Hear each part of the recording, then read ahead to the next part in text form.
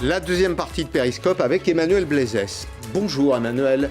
Bonjour Pascal Péry. Bonjour jeune homme, si je puis dire. Pourquoi ? Parce que je vais faire le match des générations avec vous pour une raison extrêmement simple, c'est que vous avez publié dans Le Monde une tribune avec deux autres collègues. Vous êtes vous-même... Vous êtes salarié aujourd'hui, mais vous avez fait HEC Sciences Po. Ce sont deux très très belles écoles. Et vous nous dites à nous, les gens nés dans les années 50-60, vous, les boomers, vous allez nous faire payer la note. La génération confinement paiera pour les boomers. J'ai cherché à résumer un peu ce que vous dites dans cet article parce que je pense que c'est un élément du débat sur les échanges intergénérationnels. La France, c'est un pays dans lequel les plus jeunes travaillent pour les plus anciens. Et puis un jour, on est jeune et on vieillit, et on devient un ancien soi-même. Donc c'est cette génération, cette solidarité intergénérationnelle qui fait le pays et son modèle social. Trois affirmations que je voudrais commenter avec vous. Le confinement, dites-vous, premier élément, a été mis en œuvre pour protéger les aînés qui ont connu la croissance et l'emploi. Vous nous dites en substance, vous avez fumé la chandelle par les deux bouts et vous nous laissez les dettes alors que vous avez connu les années glorieuses. Si on regarde effectivement sur la période des 30 glorieuses, donc la période où naissent les boomers, les baby-boomers, la croissance moyenne est de 5%. La croissance depuis les années 2000, elle est inférieure à 2%. Donc la situation des 30 glorieuses n'est pas comparable à la situation qu'on a actuellement. Après, pourquoi on dit qu'on a sauvé effectivement des personnes les plus âgées ? Ceux qui ont vécu les 30 glorieuses ont aussi souvent vécu la guerre. Alors les boomers désignent ceux qui sont nés sous les 30 glorieuses. Mais voilà. Leurs parents ont connu la guerre. Leurs parents. Mais justement, on était très précis sur l'angle, parce que les parents des baby-boomers ont connu la guerre. Après, chaque génération a ses combats. Nous, on aura peut-être le combat climatique. Peut-être. Il y a des générations qui ont eu la guerre. Chaque génération a ses combats. Et ce qu'on dit, c'est qu'effectivement, on sort de cette crise avec 120% de dette. On est entré dans la crise, on avait 100% de dette. Effectivement, il n'y avait pas d'autre solution. Au moment où on confine, on est obligé de s'endetter pour sauver le tissu économique. Si on ne s'endette pas, ça coûte plus cher ensuite parce que le tissu économique est détruit. Donc il fallait s'endetter. Mais simplement, si on regarde, qui va payer la note, comme vous dites ? Ce sont les générations futures. Avec quoi vous pourrez la payer éventuellement ? Puisqu'il faut que ce soit contradictoire, nos échanges. Vous allez peut-être pouvoir la payer avec ce que vous hériterez des plus anciens. Regardez par exemple l'évolution du patrimoine selon les âges. On a cherché à résumer ça dans une infographie. Vous allez hériter aujourd'hui d'actifs, notamment d'actifs immobiliers quand parents, grands-parents seront partis, qui ont une vraie valeur. Donc c'est vrai que vous êtes confronté à la crise aujourd'hui, mais vous partez malgré tout, vous continuerez de vivre, vous grandirez, vous vieillirez avec des actifs immobiliers extrêmement valorisés. Alors justement, vous avez raison, les actifs immobiliers, si on regarde historiquement, ils sont énormément valorisés dans la période des années 90-2000, ce qui a permis aux personnes qui ont eu accès à l'emploi et ensuite à la propriété facilement de faire des plus-values importantes. Il y a eu une note de France Stratégie en 2017 sur ce sujet de la transmission du patrimoine immobilier qui dit qu'en moyenne, en raison de l'allongement de la durée de vie, la transmission, elle se fait autour de 50-60 ans. Donc en fait, nous, on va commencer notre vie non pas en recevant, mais en s'endettant. Donc la transmission, elle va se faire assez tard. C'était aussi le cas de vos parents. Nos parents ont eu accès plus facilement à la propriété, parce qu'ils avaient plus facilement accès à l'emploi. Parce qu'il y avait 15% d'inflation dans le pays aussi. Voilà, on est à 1,5% en ce moment. Oui, et que l'inflation détruisait mécaniquement la valeur des emprunts. Mais bon, en même temps, 15% d'inflation par an, ce n'était pas une situation parfaite en termes de pouvoir d'achat. C'est pas une situation parfaite, mais en tout cas, sur cette question de l'immobilier sur laquelle vous m'interrogez précisément, ça permet d'avoir accès facilement à l'emprunt. C'est vrai. Et j'ajoute justement sur cette question de l'immobilier, on est dans une période d'incertitude, l'accès à l'emprunt bancaire, qui était déjà difficile avant la crise. Si vous n'aviez pas un apport très important, c'était compliqué. L'accès à l'emprunt bancaire est plus difficile en raison des banques qui sont plus frileuses et qui donc retardent la primo-accession à l'immobilier. Il y a un petit reproche également sur le terrain climatique. C'est-à-dire que vous dites en substance, ces années de croissance, elles ont été très consommatrices d'énergie. On avait une énergie qui était très carbonée.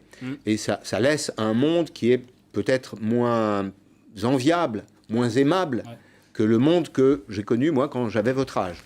On parle d'une double dette. On parle de la dette sur le plan économique, donc la dette publique, et de la dette écologique. Cette dette-là, en réalité, elle ne concerne même pas ma génération. Si vous regardez le rapport du GIEC, l'horizon, c'est 2100.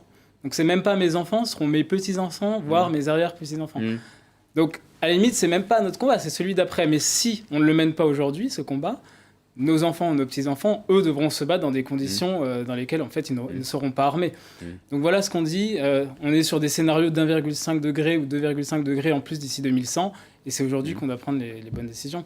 Alors, deuxième affirmation dans cet article publié dans le Monde, les jeunes sont victimes du marché du travail, d'un marché du travail dégradé aujourd'hui. C'est eux qui paieront la dette et les retraites des boomers. Alors, la retraite, bien sûr, mais on a une retraite par répartition, par solidarité instantanée, dite instantanée, intergénérationnelle.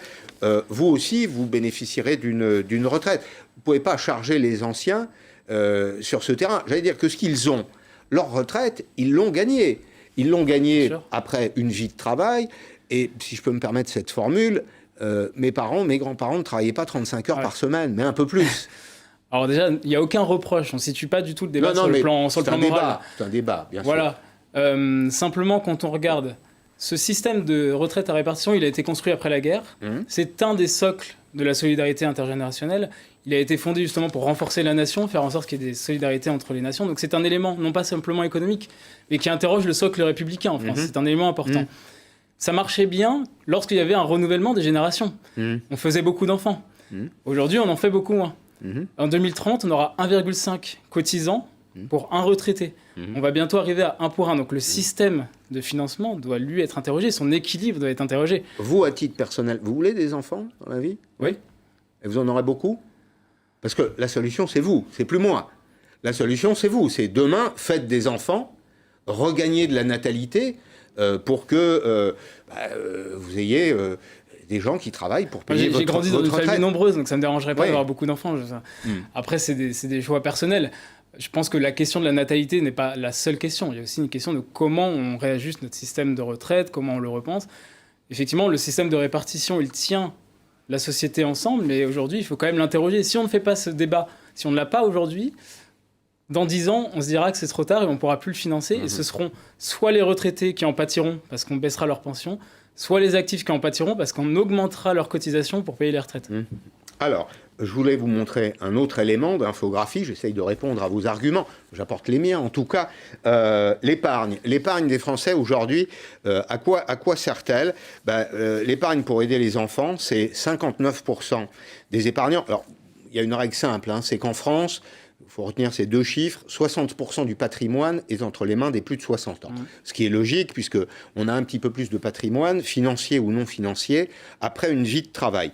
On a donc quelques économies, on les consacre à aider les jeunes gens. 59% de l'épargne est faite pour aider les jeunes dans les études supérieures, c'est peut-être votre cas, où vous en avez peut-être bénéficié, 50% pour le permis de conduire, 42% pour un premier achat immobilier. Il y a aussi une vraie solidarité aujourd'hui des anciens pour les enfants et les petits-enfants.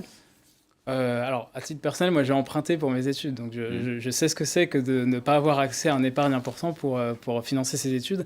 Donc justement, bon là ce sont des chiffres agrégés. Ce sont des agrégats. Ce sont des agrégats. Je pense qu'il faudra regarder. À mon avis, voilà, il y a une partie de la population qui peut financer les études de ses enfants, l'autre qui n'y a pas accès, et qui compte sur les bourses, sur le financement public, sur les emprunts. Donc ça, ce sont des agrégats. À mon sens, il faut se méfier des agrégats parce que ce sont des moyennes qui mélangent plusieurs situations. J'en conviens. Mais j'entends votre... Mon argument, c'est de dire qu'une partie de l'actif, résultat, fruit d'une vie de travail, servira aussi souvent à aider les enfants, les petits-enfants. Vous savez qu'il ne sert à rien d'être le plus riche du cimetière. Donc, en général, c'est transmis. Non, bien sûr. Et il y a aujourd'hui des dispositifs qui permettent de le faire. Troisième assertion, troisième affirmation, il est injuste de faire peser, et c'est aussi mon point de vue, je ne vous cache pas que je partage le vôtre, il est injuste de faire peser sur les jeunes le remboursement d'une dette qui ne leur est pas tout à fait propre. Et là aussi, on voit que la dette française, elle a complètement explosé. Quand on compare 1979 à 2020, on remonte 30 ans en arrière, pour simplifier. Oui, la dette publique, elle a en effet explosé. En même temps, elle a servi aussi, et là c'est plutôt à décharge, à financer une partie du modèle social qui ouvre les études à des générations importantes de jeunes gens aujourd'hui. Si vous voulez, la dette, elle peut être utile. Elle peut être utile en période de crise, comme on l'a vécu, pour relancer l'économie. Elle peut être utile aussi pour investir. Oui. Simplement, quand on regarde la structure de la dette, et plus particulièrement de la dépense publique, il y a que... C'est là qu'on est d'accord. Il y a 6% seulement qui va dans l'investissement public. C'est ça. Donc, si la dépense publique va vers l'investissement, très bien, on est d'accord. Mais simplement, ce n'est pas le cas. Par ailleurs, il ne faut pas confondre dépenses publiques et dettes. On peut dépenser pour l'éducation, on peut dépenser pour les infrastructures, sans forcément s'endetter. Regardons l'Allemagne. En 2009, l'Allemagne était à 80% de dette comme la France. Aujourd'hui, elle est à 60%. La France est passée à 100 et sera bientôt à 120. Donc c'est possible de réduire la dette. Merci beaucoup Emmanuel Blezès, président du groupe de réflexion Club 2030. Quand je vous écoute, je me dis que la relève est assurée. Ça me rassure. C'est bien. Merci. Merci, bravo. J'étais